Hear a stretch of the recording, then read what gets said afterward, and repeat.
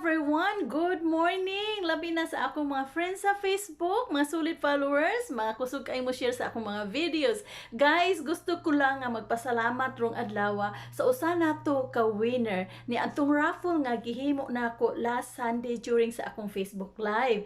Nagpili ako tog 5 ka winner sa mga tawo nga mi-share sa akong mga videos. Unya ang kada winner nakadawat og 5 kilos of rice. So kining usa ka winner guys, may message nako nga iya ra kunong ihatag ang iyang daog nga 5 kilos of rice ngadto sa usa ka viewers nga needed kaayo og rice. So ang usa ka viewer guys, message nako og gahapon kini magtiayon mianha sila sa boardwalk ug ilang gipick up ang 5 kilos of rice.